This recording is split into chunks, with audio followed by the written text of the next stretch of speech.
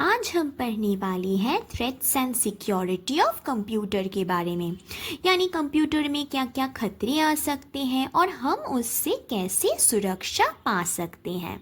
जो खतरे होते हैं थ्रेट्स, वो दो प्रकार के होते हैं। एक है फिजिकल थ्रेट्स यानी भौतिक खतरे, और दूसरा है नॉन फिजिकल थ्रेट्स जो है गैर भौतिक खतरे। गैर भौतिक खतरे हमने विस्तार में पिछले वीडियोस में पढ़ा है, इसीलिए हम सिर्फ नाम पढ़ लेते हैं। Virus, worm, Trojan horse, spyware, bots. और आपको वायरस का फुल फॉर्म याद रखना है, vital information resources under siege. Hindi में भी हम यही कहते हैं, vital information resources under siege. अब नया जो है वो है फिजिकल थ्रेट। फिजिकल थ्रेट यानी भौतिक खतरे। ये भी दो प्रकार के होते हैं, एक है इंटरनल और दूसरा है एक्सटर्नल। यानी देखिए, अगर आप खुद को कंप्यूटर समझें तो आपके अंदर इंटरनल प्रॉब्लम्स भी हो सकते हैं। आपके बाहर से अगर कोई प्रॉब्लम हो तो उसे हम कहेंगे बाहरी प्रॉब्लम यानी एक्सटर्नल प्रॉब्लम। सोचिए आपका लिवर डैमेज हो गया हो तो वो क्या हुआ, इंटरनल प्रॉब्लम। पर अगर कोई बाहर से कोई मच्छर आके आपको काट दे तो वो हो गया बाहरी प्रॉब्लम, एक्सटर्नल प्रॉब्लम। वैसे ही हमारे कंप्यूटर में इंटरनल प्रॉब्लम्स होते हैं, एक्सटर्नल प्रॉब्लम्स होते हैं। इंटरनल यानी आंतरिक, कंप्यूटर के अंदर वो प्रॉब्लम हो रहा है। कैसे कैसे प्रॉब्लम्स हो सकते हैं, फायर यानी कंप्यूटर के अंदर कुछ जल गया, कुछ वायर जल गए। अनबैलेंस्ड पावर मतलब आप सही से उसको बिजली नहीं दे रहे हैं। डैम्पनेस इन रूम, अंदर में कुछ डैम्प हो गया है क्योंकि आप जिस कमरे में उसको रख रहे हो उसके वजह से आपका कंप्यूटर का पार्ट्स डैम्प हो गया है। अकोमोडेशन ऑफ हार्डवेयर हिंडर्ड यानी हार्डवेयर को अपना जगह ही नहीं मिल रहा है, सुविधा नहीं मिल रहा है, इसीलिए उसमें कोई तरह का रोक आ रहा है। तो ये सारे हैं इंटरनल प्रॉब्लम। एक्सटर्नल प्रॉब्लम क्या हो सकता है, हम मानव जो भी प्रॉब्लम कंप्यूटर में क्रिएट करें वो बन जाएगा बाहरी या फिर एक्सटर्नल प्रॉब्लम। जैसे destroy hardware, deliberate errors, unintentional error. यानी आप कंप्यूटर में कुछ काम कर रहे हैं, आपका कंप्यूटर आपको सही रिजल्ट नहीं दे रहा है, शायद वो आपकी गलती हो या कंप्यूटर की, आपने कंप्यूटर को एक लात मार दिया, उस लात को हम क्या कहेंगे, एक्सटर्नल थ्रेट। तो ह्यूमन मानव अगर कुछ थ्रेट लाएं तो उसे हम कहेंगे एक्सटर्नल थ्रेट। फिर देखिए फ्लड्स, अर्थक्वेक, अगर आपका घर में फ्लड आ गया, पानी आ गया, बांध आ गई या फिर भूकंप आ गया तो फिर ये सब बन जाता है एक्सटर्नल थ्रेट। तो अभी हम लोग जो कंप्यूटर यूज़ करते हैं उसे अपडेट करना पड़ता है। अपडेट करने के लिए आपको इंटरनेट की ज़रूरत है, तो आपका कंप्यूटर डिपेंडेंट ऑन इंटरनेट पर निर्भर करता है। और इंटरनेट से हमें पता है ये सारे वायरस आते हैं, फिर वर्म्स आता है। ये सारी चीज़ें किस लिए होता है, इंटरनेट के लिए, जिसके लिए हमें सिक्योरिटी नीडेड, इसके लिए हमें सुरक्षा चाहिए।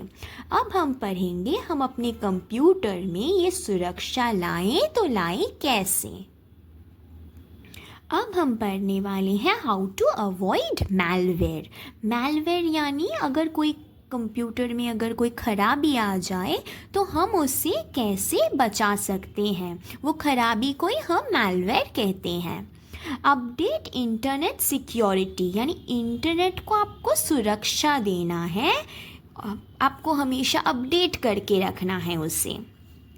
अपडेट एंटीवायरस, एंटीवायरस को भी आपको क्या करना है, अपडेट करके रखना है, क्योंकि जैसे ही दिन जाते हैं वायरस भी स्ट्रॉन्ग होते जाता है। इसके वजह से आपको भी उसी तरह का अच्छा एक एंटीवायरस लेना चाहिए। इसलिए देखेंगे वहाँ हमें बहुत सारे फ्री एंटीवायरस भी मिलते हैं, पर कहा जाता है कुछ क्विक हील जैसे वायरस लगाओ तो कंप्यूटर सेफ रहेगा। अपडेट प्रोग्राम्स, आपके कंप्यूटर में जो भी प्रोग्राम है उन्हें भी अपडेट करें। तो आपको ये तीनों चीज़ें अपडेट करनी है, इंटरनेट को अपडेट करना है, एंटीवायरस को करना है, प्रोग्राम्स को करना है।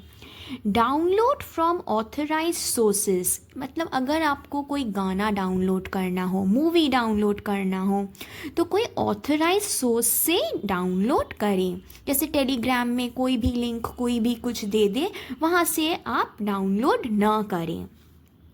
Avoid using administrative account, administrative account को आप यूज़ ना करें, उसका उपयोग ना करें। चेंज योर पासवर्ड, यानी जो फेसबुक का पासवर्ड 10 साल पहले था आज भी उसे रखने का कोई ज़रूरत नहीं है, आप उसे चेंज करें। एक कारण है आपको चेंज करने का, ये आपको सुविधा दी गई है। तो ये जब सुविधा दी गई है इसका कारण क्या है, जैसे कि कोई आपको हैक ना कर पाए, तो आपको भी उसे चेंज करना चाहिए। और जो पासवर्ड बनाएंगे, different password for different account, आपका फेसबुक पासवर्ड, इंस्टाग्राम पासवर्ड, ये सारे पासवर्ड अगर सेम हो तो अगर मैं हैकर हुई मैं तो आपके सारे अकाउंट हैक कर लूँगी, है ना। इसीलिए अगर आप अलग अलग अकाउंट के लिए अलग अलग पासवर्ड लगाएं तो वहाँ पे सिक्योरिटी, खतरा होने के चांसेस कम होंगे। और जो पासवर्ड होगा स्ट्रॉन्ग पासवर्ड होने चाहिए। स्ट्रॉन्ग मतलब उसमें अपर केस होगा, लोअर केस होगा, नंबर होगा, सिंबल होगा। जब कोई पासवर्ड में नंबर भी हो, सिंबल भी हो, कैरेक्टर भी हो, उसे हम कहते हैं अल्फ़ा न्यूमेरिक। ठीक है, तो उसमें अपर केस चाहिए, लोअर केस चाहिए, संख्या चाहिए और आप उसमें विशेष वर्ण का भी प्रयोग कर सकते हैं। Use HTTP while browsing website, अब जब वेबसाइट में ब्राउज कर रहे हो यानी कुछ ढूंढ रहे हो, गूगल पे जाके कुछ सर्च कर रहे हो, तब देखना चाहिए कि उसमें HTTPS है या नहीं। मतलब अगर HTTPS हो तो वो वेबसाइट सही है, वरना उसमें से आपके कंप्यूटर में वायरस आ सकते हैं। वेरीफाई ISP, ISP का फुल फॉर्म बहुत इम्पॉर्टेंट है, इंटरनेट सर्विस प्रोवाइडर। आपको इंटरनेट कौन दे रहा है ये आपको जानना ज़रूरी है, ये जांच करके रखना चाहिए। ये फुल फॉर्म्स भी बहुत इम्पॉर्टेंट है। HTTPS hyper text transfer protocol service, ISP internet service provider. तो यहाँ पे आपसे डायरेक्टली पूछा जाएगा कि इनके फुल फॉर्म बताएं। IP एड्रेस यानी इंटरनेट प्रोवाइडर का जो एड्रेस है उसका साइज़ कितना है। जैसे पेन ड्राइव का साइज़ होता है 1 GB, 2 GB, 4 GB, 8 GB, वैसे ही IP एड्रेस का भी एक साइज़ होता है, स्टोरेज कैपेसिटी, वो कितना स्टोर कर सकता है। तो हम जैसे पेन ड्राइव में GB में देखते हैं, IP एड्रेस को हम बिट में देखते हैं। तो IP एड्रेस का साइज़ कितना है ये आपको याद रखना है, वो है 8 बिट। 8 बिट बनता है 1 बाइट और 1 निबल बनता है 4 बिट। आपको ये संख्या सिर्फ याद रखने हैं। यानी आपको क्वेश्चन पूछा जा सकता है कि बताएं कि IP एड्रेस का साइज़ कितना है। ऑप्शन में 8 बिट भी आ सकता है, 1 बाइट भी आ सकता है। ठीक है, तो आपको पता होना चाहिए कि 8 बिट और 1 बाइट दोनों समान हैं और 1 निबल 4 बिट के समान है। अब ये आखिरी 2 पॉइंट, अब जब हम कंप्यूटर स्टार्ट करते हैं हम देखते हैं कि हमारा कंप्यूटर माइक्रोसॉफ्ट से चलता है। तो माइक्रोसॉफ्ट क्या है, वो है हमारे कंप्यूटर का ऑपरेटिंग सिस्टम। बाद में हम ऑपरेटिंग सिस्टम के बारे में अलग से वीडियो बनाएंगे, वहाँ पे हम अच्छे से आपको समझाएंगे कि ऑपरेटिंग सिस्टम क्या है। पर अभी के लिए इतना जानिए कि कंप्यूटर में ऑपरेटिंग सिस्टम है जिसके लिए आपका कंप्यूटर में प्रोग्राम्स चलता है और ये प्रोग्राम्स चलाने के लिए जो ऑपरेटिंग सिस्टम का ज़रूरत है वो कौन देता है हमें? माइक्रोसॉफ्ट कंपनी देता है। और माइक्रोसॉफ्ट कंपनी का जो पहला एकदम प्रथम ऑपरेटिंग सिस्टम था वो कौन सा था? विंडोज़ 1.0। अभी वो अपडेट हो रहा है और अभी विंडोज़ 7 विंडोज़ 10 तक आ चुका है। और सबसे पहले जो ऑपरेटिंग सिस्टम था उसका नाम था यूनिक्स। और यूनिक्स जो था वो बनाया था केन थॉमसन ने। वो भी एक ऑपरेटिंग सिस्टम था, यानी अभी हम यूनिक्स और यूज़ नहीं करते। यूनिक्स का जगह में हम माइक्रोसॉफ्ट यूज़ करते हैं।